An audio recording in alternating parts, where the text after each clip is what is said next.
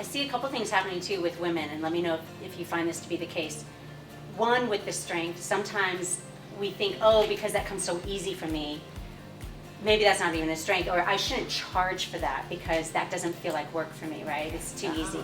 Or secondly, maybe it's a strength, but we're afraid or ashamed to show that as a strength because we think, well, then I might seem like I'm bragging, or I might seem like I'm boastful. So maybe I should tuck that part of me aside and not let them see that, because maybe they don't want to see that at work. Or maybe you're very emotional and you think, well, that's going to look weak at work. So, yeah, so I totally relate to both of those things that you're saying. So on a personal level, my number one's high competition, which I was horrified by before I really read the report. I thought, oh, that's awful. My association with high competition women was like, what I thought of them as like kind of clawing their way to the top, you know, stomping on other women on their way there.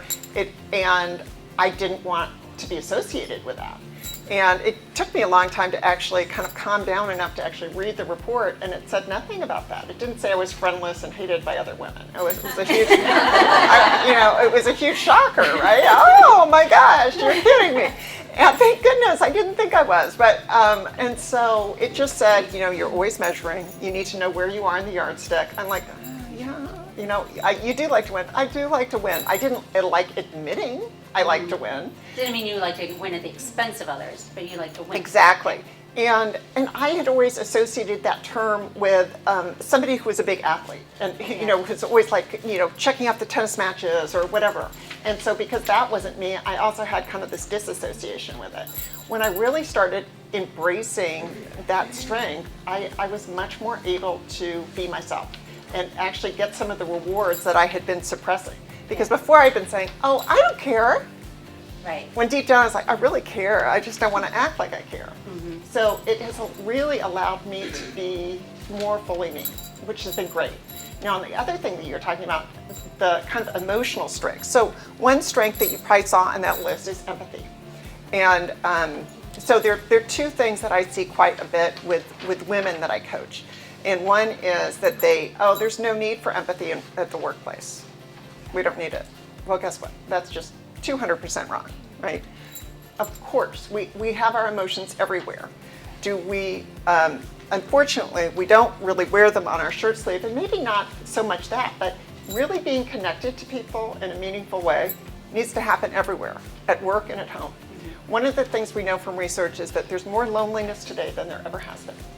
And there are varieties of reasons for that, but one of them, I think, is because we're trying to cut off emotion at work, and it's desperately needed.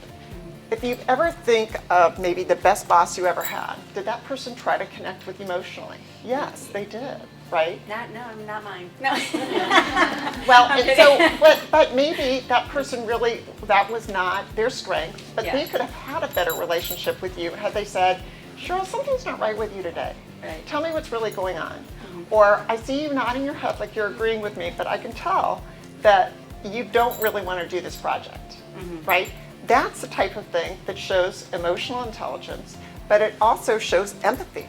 That person is reading you, reading your emotions, and understands the situation, the things that aren't said, which are frequently more important than the things that are said. What we're realizing is that there are more female managers today than there ever have been. Okay, why is that?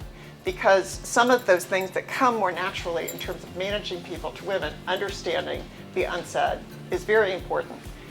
We haven't totally embraced it and owned it to the extent that I'm hoping in the future that we're going to see. Right. But that's something that I want to encourage women with empathy to, you know, own it. Mm-hmm. Don't shy away from it. And I see, oh no, that's not needed. Guess what? It really is needed at work. It is. And that's partly why I wanted to even start this kind of group, because I think in networking a lot of times too, right? It's all this, like, here's my card, take my card, where we really want people to be able to connect and I think and build those relationships. So whether it is with the boss or your clients, your customers,